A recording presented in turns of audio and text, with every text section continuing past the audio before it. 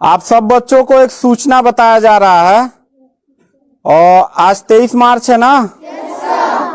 तो भारत सरकार का तुगलकी फरमान जारी हुआ है कि आप सब बच्चों का विद्यालय फिर बंद किया जा रहा है क्योंकि कोरोना बढ़ रहा है। शांत रहिए कि आपका विद्यालय आज से 31 मार्च तक विद्यालय बंद रहेगा, ठीक है।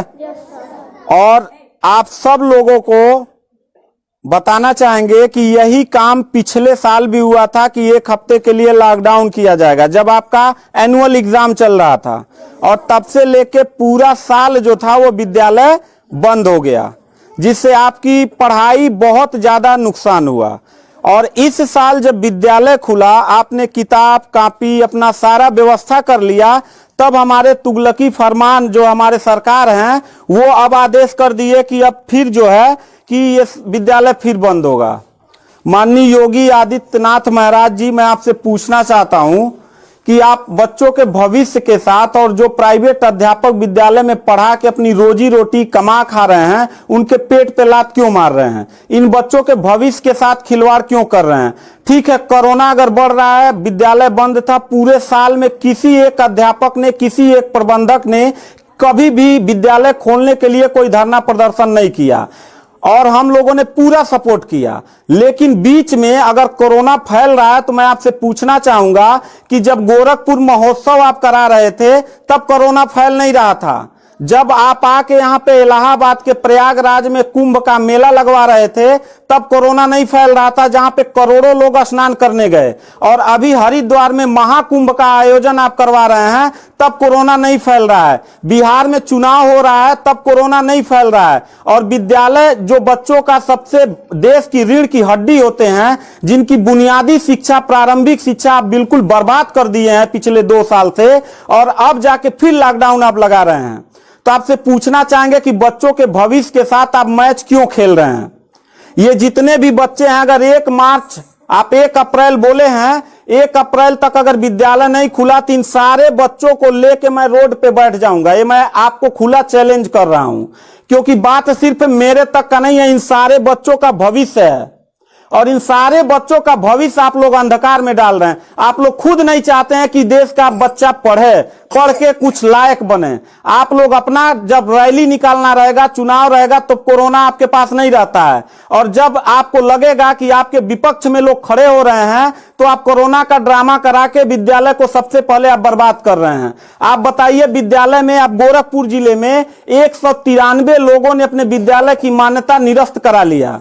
जानते हैं क्यों? महंत योगी आदित्यनाथ जी, क्योंकि वो लीज पे चलाते थे और उनका भाड़ा हुआ करता था 40,000 45,000 रुपया मंथली हुआ करता था।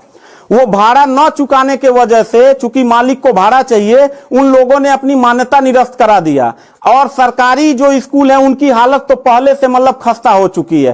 तो ऐसे कंडीशन में गार्जियन करे तो क्या करे, और हम अध्यापक करे तो क्या करें? ये जितने भी 16-17 स्टाफ हैं, इन सब लोगों की रोजी रोटी चलती है इन बच्चों के और इस विद्यालय के संस्था से। आप लोग हमारे पेट पे प्रहार कर रहे हैं, हम लोगों के व्यवसाय से प्रहार कर रहे हैं। अगर आपको लग रहा है कोरोना है, ठीक है, विद्यालय बंद कर दीजिए, तो आप ये भी अपनी नियत को साफ करिए कि कुंभ का जो मेला, महाकुंभ का लगवाने वाले हैं, उसको भी कैंसिल कर दीजिए। और जो गोरखपुर महोत्सव और गोरखनाथ का मेला लगवा के आप ड्रामा करवा रहे हैं, वो भी बंद करवाइए। यानी आप खुद नियम का पहले फॉलो करिए, हम लोग नियम को फॉलो करने के लिए तैयार हैं। अगर लास्ट में जाते जाते यही कहेंगे, इन बच्चों को, चेहरों को देखिए, इनके माता पिता ने सारे बच्चों का, किनका मोबाइल बज रहा है, साइलेंट कर लीजिएगा सर। इन सब बच्चों के माता पिता ने, बच्चों कितने लोगों ने आप किताब कॉपी अपना सारा कंप्लीट कर लिए हो? पता है, एक एक बच्चों की किताब कॉपी 2-2 हजार रुपए की आती है। आप फिर लॉकडाउन लगा दिए, इनकी पूरी पढ़ाई बर्बाद हो गई। अब यानी आपने 1 हफ्ते का लगाया है, आपकी नीयत पे तो मुझे 100% विश्वास है ही नहीं है कि आप करोगे क्या। आप पूरे साल पढ़ाई बर्बाद करोगे। हाथ नीचे करिए। अब ये बच्चे करेंगे क्या? किताब लेकिन इनके गार्जियन करेंगे क्या? हम लोगों ने पूरा कोऑपरेट किया सरकार को। जितना दिन लॉकडाउन लगा था उतना दिन का मैंने पूरे सभी विद्यालय के लोगों ने शुल्क माफ कर दिया, क्योंकि गार्जियन के ऊपर कोई लोड न पड़े। हम लोगों ने टीचरों को पेमेंट नहीं किया, क्योंकि हम लोगों ने जब फीस नहीं लिया तो पेमेंट कहां से करें। हम लोगों ने पूरा सरकार का साथ दिया, जितना हो सकता था सब लोगों ने साथ दिया।